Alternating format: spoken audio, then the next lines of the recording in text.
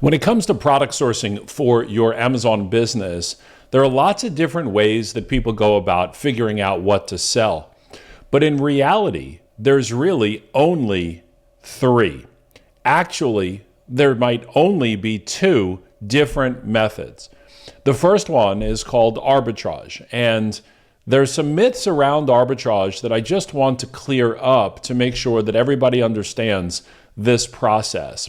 So when it comes to arbitrage by definition is the simultaneous buying of commodities from one marketplace to another marketplace and hopefully selling it for a profit. Now, sometimes when we sell things, we take a loss, but obviously for the long term of our business, we need to make sure that we're profitable. So it's the simultaneous buying of commodities and selling those same commodities from one marketplace to another. Now, this has been going on for 5,000 years.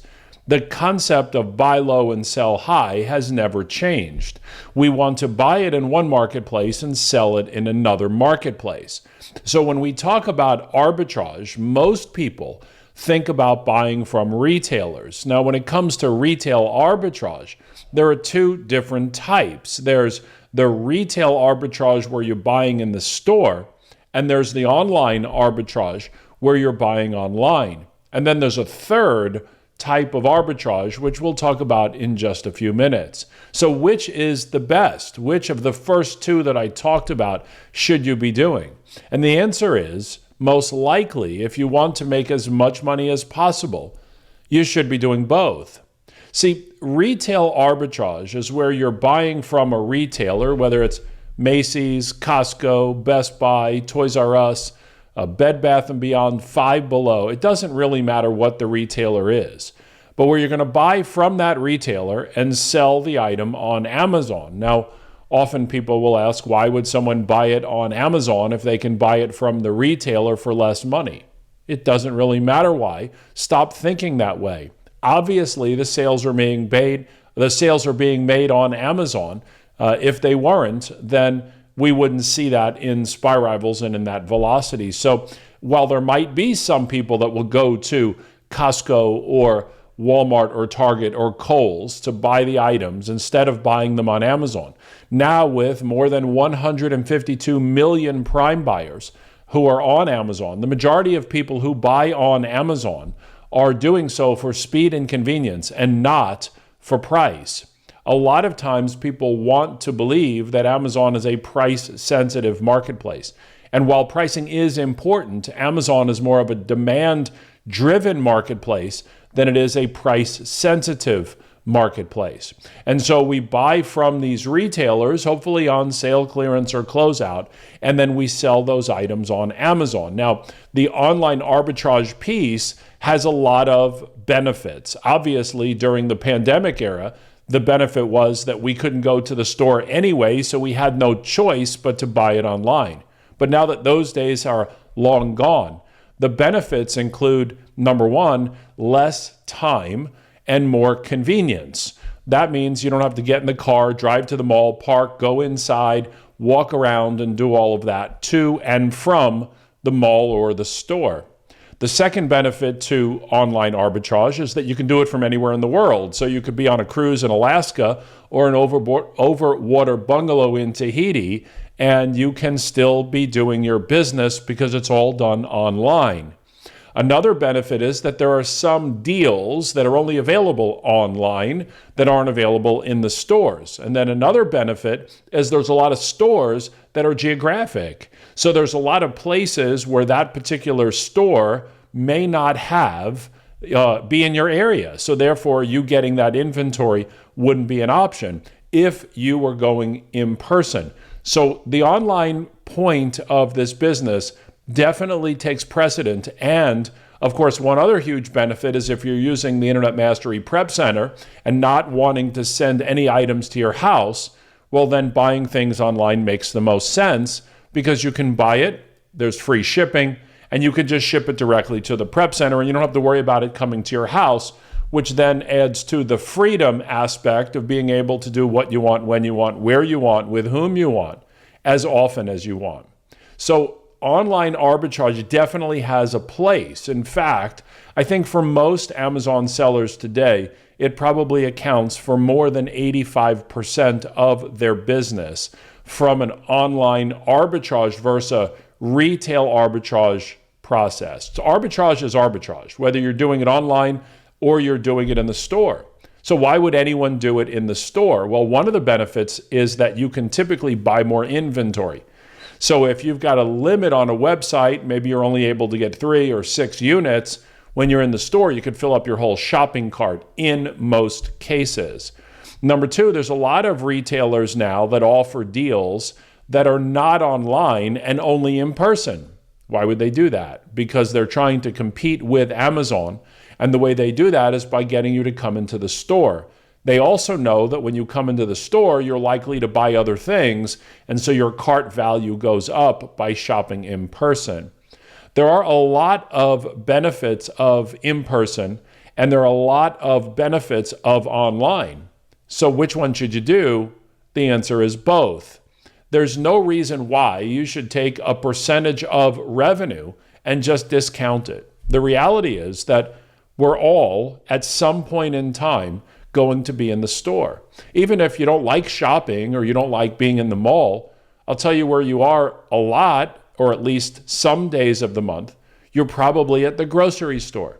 And at the grocery store, there's always opportunities. Grocery is such an amazing product category for you to be selling it. And these are products that people buy every day on a regular basis. You want to make sure you get some that don't have expiry dates, or if they do, make sure you're looking long into the future. Don't pick items that are in glass bottles or that can break. But if you can find those grocery items, whether you're looking at the coupons on a Sunday newspaper or you just go in the store and randomly see what's buy one, get one free, you have an opportunity. And that opportunity is to be able to make really good money selling that product. Now, of course, whether you're doing it online or you're doing it in the store, you're still going to have to deal with category restrictions, brand restrictions, and getting ungated. My hope is that at this point where we are and where you are in your Amazon business, you've watched and participated in Internet Mastery Underground number 1, number 2, and number 3. There's a lot of new people in particular that are really struggling with getting ungated and having to look at dozens or hundreds of items to find a good one. And by the way, just so you know, not only is this normal, but when you come to the initial 2-day summit, I tell you this. I explain to you the process of what it's going to take to build your seller performance. It's nothing to be frustrated about. It is just simply part of the game. And this is how Amazon is, and we need to just follow along with their rules. But in Internet Mastery Underground number 1, I spent 6 hours talking about how to get ungated using retail invoices like from Kohl's and Target. And it is a complete game changer, by the way, for someone who wants to get ungated more easily and more quickly with a lot less frustration. Now, there's definitely work that needs to be done, but it is extraordinarily effective. The people that have been using those techniques have taken their business to an entirely new level. In Internet Mastery Underground number 2, while we covered a lot of amazing concepts, we also talked about this idea that there are certain listings, certain ASINs, certain products where you can get automatically ungated. If you know what the ASIN is, it doesn't matter what your seller performance is. And so I provided a list in Internet Mastery Underground number 2 of more than 2,000 ASINs, of which at least 10% will be automatically ungated in your account even when you're new. Sometimes that number is in upwards of 50%. Every account is different.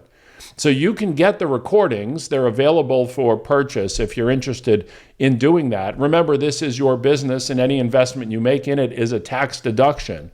But it is important for you to remind yourself about the value of your time. I often think about this when people will tell me that they spent 10 hours looking through the opportunities and not being able to find a good one. Let's say they spend 10 hours, and regardless of whether it's BOLO deals, which are just simply opportunities to learn, or their own methods of product sourcing, and they'll spend 10 hours or more not finding anything. And when I recommend they get one of the underground replays, which is $300, they're like, oh, no, it's okay. I'm just going to do it on my own. And that's all right. It's certainly an option to do that. But if it's $300 and it's 10 hours for the week, well, there's $30 an hour that you've paid nothing to yourself, where you could have maybe gotten that done a lot more quickly. And it has a compounding effect, because next week and the week after and the week after that, not only do you get ungated a little bit more easily, but your seller performance increases, which makes everything easier in the process. So we have retail arbitrage, we have online arbitrage. But I mentioned to you that there's actually 3 different forms of arbitrage. And this is where people get confused. I hear a lot of discussion of people wanting to move their business from the retail side to the wholesale side, because they feel like they'll be able to get ungated easier, which, by the way, is not true, or they'll be able to sell more, which, by the way, isn't necessarily true, and there'll be less risk, which is definitely not accurate. And so the grass always seems to look greener on the other side. I'm doing retail, I'm struggling, let me move into wholesale. But understand that wherever you are, there you are. And so if you're struggling with the retail side, you're going to struggle with the wholesale side. If you're struggling with the wholesale side, you're going to be struggling with the retail side. It doesn't matter, because wherever you are, there you are. And so I share that with you because I want you to understand that wholesale is nothing more than arbitrage. It's just another method of arbitrage. Wholesale is no different. The buying and selling of commodities from one marketplace to another to make a profit. What are we doing with wholesale in the first place? We're buying low and we're selling high.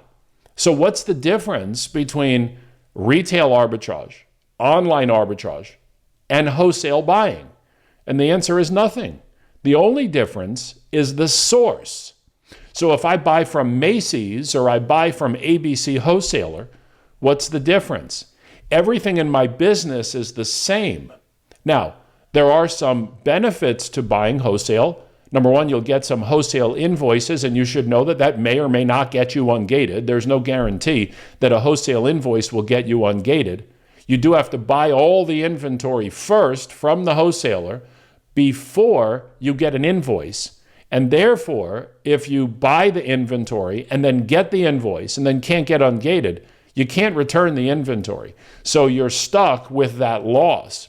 When you buy from a wholesaler, yes, of course, you can buy more quantities. But in many cases, you have to buy more quantities. So where Spy Rivals might say you could sell 8 a month, you might be required to buy 48 from that wholesaler. So your minimums are higher. Your out-of-pocket capital is higher because many wholesalers require you to have minimal starting purchases. There's a lot to the wholesale side that is fantastic, but there's a lot to the wholesale side that is challenging and risky. It is exactly the same as retail arbitrage, buying from the retailer in the store, or online arbitrage, buying from the retailer online.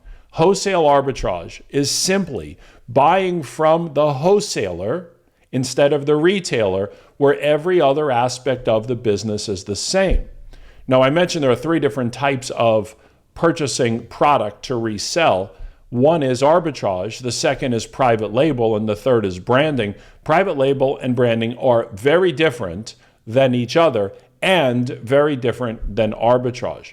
But what's awesome is that when you really understand arbitrage, when you understand our 8-step formula, when you understand how to use Spy Rivals and the analytics that it provides, when you understand how to get ungated, by the way, it doesn't matter whether it's from a retail or a wholesaler, because you have to follow the same process to get ungated when uploading and providing these invoices to Amazon. Almost everything can be ungated when you do it the right way. It's a process. And just like anything else, somebody who is new doesn't understand the process. No matter how much we help, no matter how much one-on-one support we provide, you can't get good at it unless you're doing it. No baby is going to walk but for anywhere between 7 and 13 months on their own unless they get up and fall down and get up and fall down and get up and fall down a lot. In order for you to help a newborn learn how to walk, you can guide them, you can assist them, you can hold their hand. But at 4 months old, they're still going to fall down 100% of the time. So if you just remind yourself that starting a business like e-commerce, Amazon selling, is literally a business. There's no business that makes money in a week or 2 weeks or 6 weeks. None, period. It just doesn't exist. This is a long-term process, and it's a compounding effect.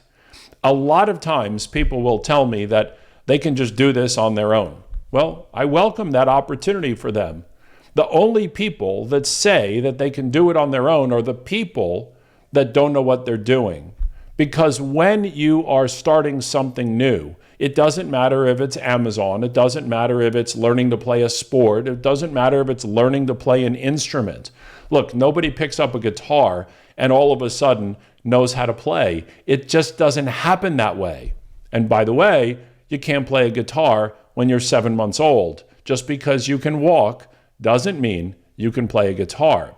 So if you understand what's happening and you understand where you're at, then you know how to go to the next level. A lot of people forget that when they start with this arbitrage side and they get really good at it, they want to start to move into the wholesale side and forget about the arbitrage side from the retailer, either online or in person.